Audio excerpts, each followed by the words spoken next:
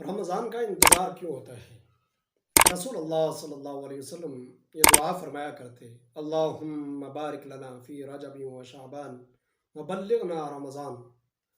یا رب العالمین، ہمارے رجب اور شعبان میں برکت عطا کر اور ہمیں رمضان تک پہنچا دے۔ یعنی برکت کا مطلب ہے کہ ہمیں زندگی عطا کر اچھے طریقے سے ہم رمضان تک پہنچ جائیں۔ 12 مہینوں میں رمضان کو یہ خصوصیت اور یہ انفرادی حیثیت کیوں حاصل ہے کہ رسول اللہ صلی اللہ علیہ وسلم رمضان کو پانے کے لیے رب العالمین کی بارگاہ میں دعا فرمایا کرتے؟ اس کی وجہ یہ ہے کہ انسان کے ساتھ بہت ساری آزمائشیں لگائی گئی ہیں۔ ان میں سے ایک آزمائش انسان کے ساتھ نفس لگایا گیا ہے۔ نفس کا مطلب خواہشات ہیں، کھانے پینے کی خواہش، جنسی شہوات پوری کرنے کی خواہش، حب جاہ کی خواہش، حب مال کی خواہش، عزت اور دولت کی خواہش۔ یہ خواہشات انسان کے ساتھ قدرتی طور پر لگائی گئی ہیں، اور انسان ان ساری خواہشات کی طلب رکھتا ہے، کھانے پینے کی طلب رکھتا ہے، جنسی شہوات کو پورا کرنے کی طلب رکھتا ہے۔ انسان حب جاہ، حب مال، عزت، دولت، شہرت کا بھوکا ہے۔ یہ انسان کی خواہشات ہیں۔ اور پھر دوسری آزمائش انسان کے اوپر وہ شیطان کو مہلت اور ڈھیل دی گئی ہے قیامت تک کے لیے کہ وہ انسانوں کو بہکانے میں اپنا کردار ادا کرتا رہے گا۔ رب العالمین نے ان دونوں آزمائشوں کے درمیان انسان کا وقت رکھا ہے کہ انسان اپنی زندگی کا سارا وقت نفسانی خواہشات اور شیطان کے جال، شیطان کے حملوں کے درمیان اپنا وقت گزارتا ہے۔ اور یہ دونوں آزمائشوں کی وجہ سے انسان اپنے مقصد زندگی فراموش کر دیتا ہے، بہت دور نکل جاتا ہے۔ جو انسان کی زندگی کا مقصد ہے، انسان کی زندگی کا مقصد اس کی جنسی خواہشات پورا کرنا نہیں ہے، کھانا پینا نہیں ہے، مال و دولت نہیں ہے، جاہ و جلال نہیں ہے، دنیاوی شہرت، دنیاوی بڑا مقام اور مرتبہ اور بڑا عہدہ انسان کی زندگی کا مقصد نہیں ہے۔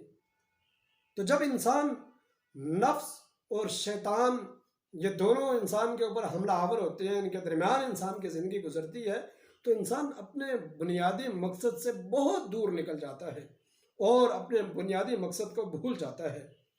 اور پھر انسان سوچتا ہے کہ میری زندگی کا مقصد صرف یہی ہے کہ دنیا میں کھانا پینا اور شادی بیاہ کرنا اور بچے پیدا کرنا، بچوں کی پرورش کرنا اور پھر دنیا سے چلے جانا، یہی انسان کی زندگی ہے۔ حالانکہ زندگی کا مقصد یہ نہیں ہے۔ رمضان المبارک کے مہینے کے اندر رب العالمین انسان کو ایک موقع دیتے ہیں ان دونوں چیزوں کو کم کر کے، بند کر کے۔ پہلی چیز، شیطان کو رب العالمین بند کر دیتے ہیں، یعنی انسان کو شیطانی حملوں سے بچا لیتے ہیں کہ رمضان کے اندر شیطان انسان کے اوپر حملہ آور نہیں ہو سکتا، شیطان کو قید کر دیا جاتا ہے۔ اور پھر نفس کو جن چیزوں سے غذا ملتی ہے، کھانے پینے سے، جنسی خواہشات سے، یہ انسان کے لیے بے شک حلال ہے، کھانا پینا حلال ہے، وہ جائز ہے، اور جنسی خواہشات کا پورا کرنا یہ بھی جائز ہے۔ جائز چیزوں سے رب العالمین انسان کو روک دیتے ہیں، منع کر دیتے ہیں۔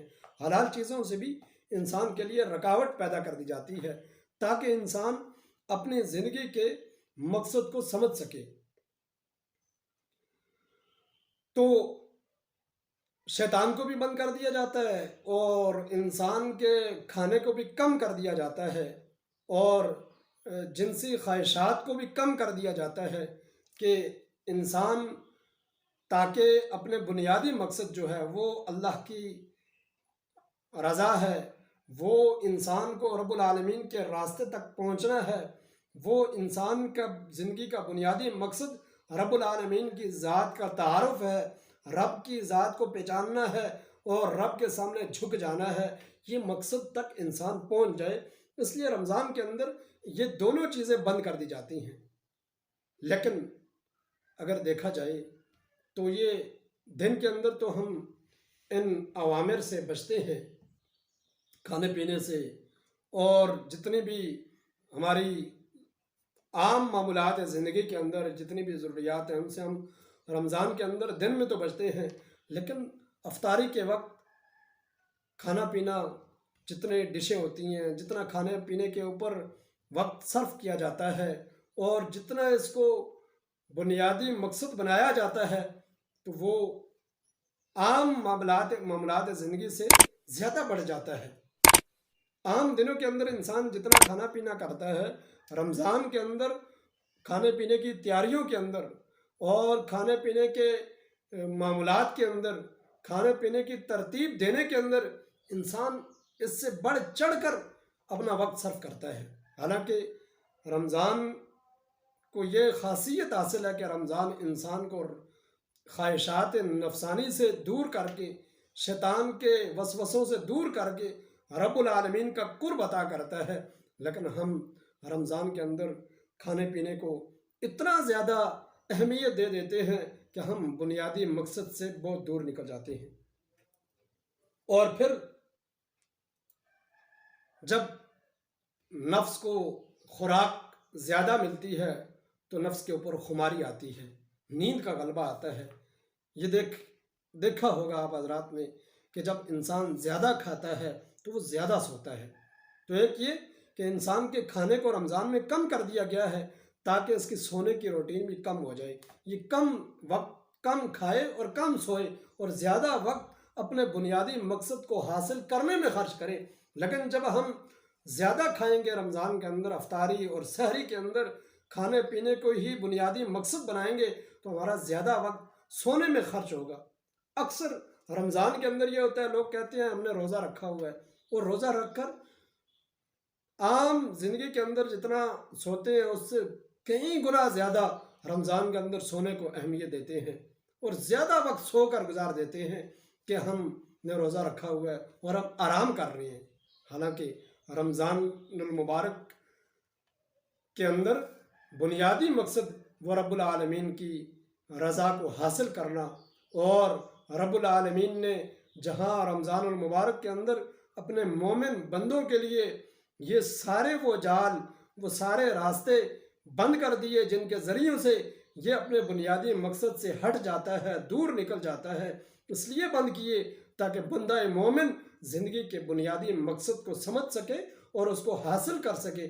اگر ہم رمضان کے اندر بھی سونے کو، کھانے پینے کو اور اپنے دنیاوی معاملات کو ہی مقصد بنائیں گے تو پھر رمضان سے ہمیں کچھ حاصل نہیں ہوگا، رمضان گزر جائے گا۔ اس لیے ابھی سے یہ عہد کریں اور یہ پریکٹس کریں کہ ہم رمضان المبارک کے اندر زیادہ سے زیادہ وقت رب العالمین کی عبادات میں گزاریں گے، زیادہ سے زیادہ وقت اپنے زندگی کے بنیادی مقصد کو حاصل کرنے میں گزاریں گے تاکہ رمضان ہمارے لیے اگلے آنے والے 11 مہینوں کے لیے ایک آئیڈیل اور نمونہ بن جائے۔